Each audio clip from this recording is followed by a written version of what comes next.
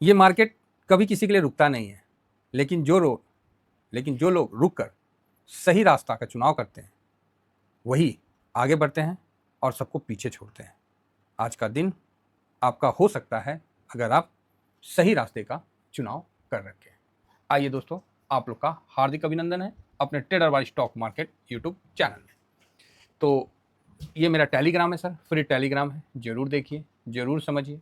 आज का प्रिडिक्शन इसमें हमने कल डाटा के बेस से किया था और डाटा देख के जो संभावना बनाया था वो आपके सामने रखा था।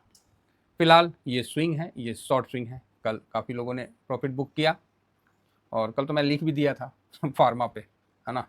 चलिए शुरू करते हैं। तो सबसे पहले ये वीडियो है कि अभी 5 दिन में कौन से ETF में जोश बरकरार है, कौन सा ETF नीचे से ऊपर की तरफ आ रहा है, इसका एक बार थोड़ा सा हम लोग चिंतन कर लेंगे, जिससे क्या है कि ठीक रहेगा। तो सबसे पहले हम देखते हैं ये क्या है। अच्छा, मूडीज़ का मूड का देख रहे हैं, चलो जी। सबसे पहले हम अपने चार्ट पे आते हैं और चार्ट पे 30 ETF को प्लॉट करते हैं। जैसे आप 30 ETF को प्लॉट करिएगा, आपके सामने इस प्रकार की खिचड़ी बन जाएगी, जो देखने में बड़ी शानदार देखने को मिलेगा। इसमें 5 डे नीचे लिखा हुआ, इसको मैं यहाँ क्लिक कर दिया। अब जब 5 डे को क्लिक किया तो एक डाटा सामने निकल के आ रहा है जो इस प्रकार है।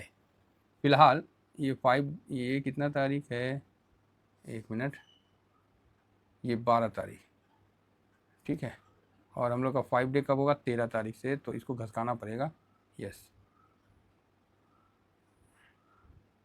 ये 12 तारीख, ये 13 तारीख, तो अब ये सही रह गया, ये 13 तारीख। जब हम लोग 13 तारीख को करते हैं तो सबसे ऊपर कौन है, तो ये निकल के आता है डिफेंस, जो कि ये देखिए, है ना, ये निकल के कौन आता है, डिफेंस निकल के आता है। एमओ डिफेंस, इस पे वीडियो बनाना जरूरी है क्योंकि इसका रेसिस्टेंट और वगैरह हम चेक कर लेंगे। तो कल काफ़ी गिरा था, 1% के आसपास। कल कुछ नहीं गिरा था, काफ़ी मुंह से निकल रहा है। अभी भी 5 डे में ये 13% से ज़्यादा दे रहा है और 1 महीना में ये 22%, ठीक है। तो ये अभी हमारे चार्ट में नंबर 1 ETF निकल के सामने आया है। दूसरा एक ETF जिसमें अच्छी तेज़ी बनी है, इसका क्या नाम है, तो इसका नाम है एमओ रियलिटी। कौन सा है, रियलिटी सेक्टर का है। ये भी काफ़ी मतलब वॉलेटाइल है ना। और 5 डेज में इसने भी देखिए 2.44 1 डे में, और 5 डे में 7.22।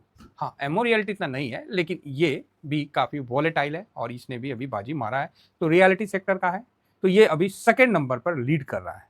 तो देखिए, जो फर्स्ट है वो हमेशा फर्स्ट नहीं रहता है, वो भी धीरे धीरे नीचे आता है, सेकेंड हो सकता है फर्स्ट हो, ठीक है। तो ये काफ़ी वॉलेटाइल, अगेन कह रहा हूँ, काफ़ी वॉलेटाइल है। जिस तरह एमओ रियलिटी पे अगर कोई पोजीशन बनाते हैं, करंट मार्केट प्राइस पे एक लॉट लेते हैं, 5% पे तो साहब आप प्रॉफिट बुक कर लो और अगला दिन लगा दो, ये तो क्लियर है। लेकिन 10% के गिरावट पे ही सेकेंड लॉट लगाना, इस चीज़ को ध्यान रखना, बहुत वाहियात ETF है। ये सब बहुत ज़्यादा गिरने और भागने में माहिर है, इसका ध्यान रखने का है। तो ये मोतीलाल ओसवाल का था एमओ रियलिटी, ठीक है। नेक्स्ट अपना आता है जो सबका प्यारा और दुलारा, जिसपे सबका नज़र रहता है, ये काफ़ी अच्छी बात है कि हमने अभी इस मतलब 250 स्मॉल कैप की बात की है। देखिए, डिफेंस एक सेक्टर है, ठीक है। एमओ रियलिटी एक सेक्टर है। क्लियर हो रहा है, ये दोनों एक सेक्टर है। तो सेक्टर बहुत फास्ट भागेगा और गिरने में बहुत फास्ट गिरेगा। लेकिन जो तीसरा नंबर पे है, ये है कौन, स्मॉल कैप 250 इंडेक्स का तीसरे नंबर पे है। मैं तो बोलता हूँ मेरे पास जो 30 है, शर्म आना चाहिए 27 को, कि यार जब ये इतना बड़ा मतलब कई सेक्टर को मिला के ये चल रहा है, हालांकि ये भी काफ़ी वॉलेटाइल होता है। ये 250 कम से कम 15-20 तो सेक्टर को आराम से कवर करता है। फिर भी मैं एक बार अपनी तसल्ली के लिए देख लेता हूँ। ये है ना निफ्टी स्मॉल कैप 250, आपके सामने दिखला देता हूँ कितने सेक्टर को कवर करता है।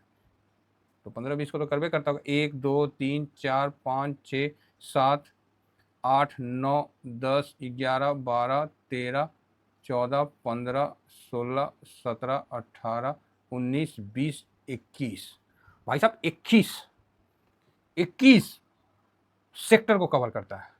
ये देखिए स्टॉक सब, ठीक है, 21 सेक्टर को कवर करता है। तो भाई तो मैं तो बोलूँगा ये शर्म माना चाहिए भाई बाकी मेरे 17 ETF को, कि जो 21 सेक्टर को कवर करता है वो भाई साहब जब जंप मार के 5 दिन में 5% के आसपास रिटर्न दे रहा है, तो बाकी सेक्टर वालों तुम सोए हो।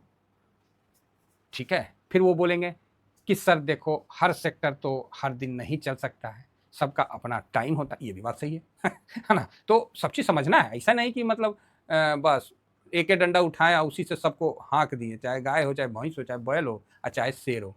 ठीक है, गाय भैंस को मार के एक डंडा से हाँक दीजिएगा तो कोई नहीं, वहीं पर शेर रहेगा, उसको मारिएगा ना डंडा तो घूम के मारेगा पंजा ना, बस हो जाएगा काम।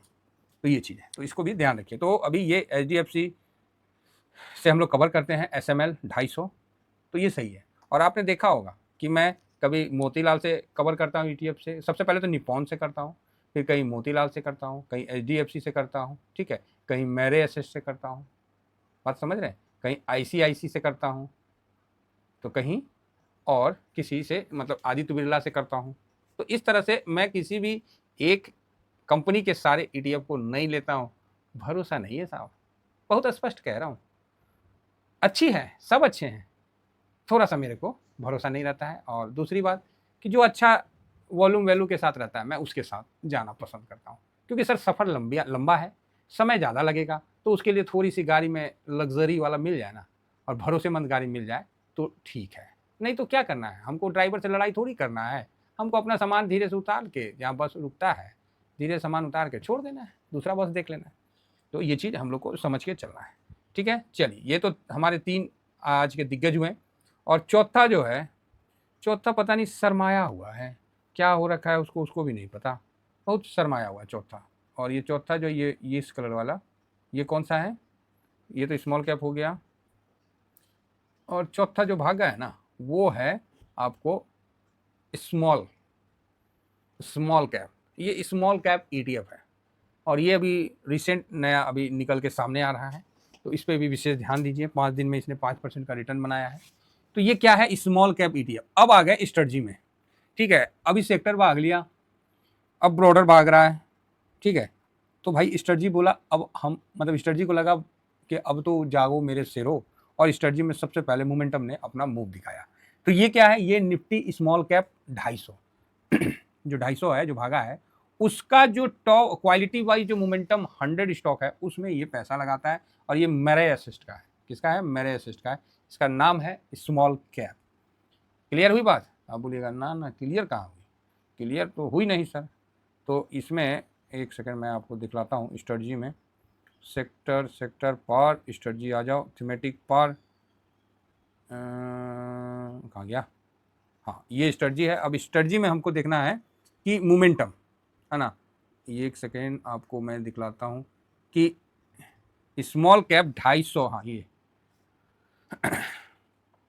Nifty small cap 250 momentum quality 100, ठीक है। तो ये 250 को कवर करता है, उसमें जो टॉप मोमेंटम बनता है वो सेम इसमें भी 21 सेक्टर लग रहा है। 1 2 3 4 5 6 7 8 9 10 11 12 13 14 15 16 18 सेक्टर है। तो भाई साहब ये अब स्टार्ट हो चुका है, ठीक है, ये अब स्टार्ट हो चुका है। तो ये बात है, तो वो भी मैंने बता दिया। 100 स्टॉक इसके अंदर आते हैं। कितने आते हैं?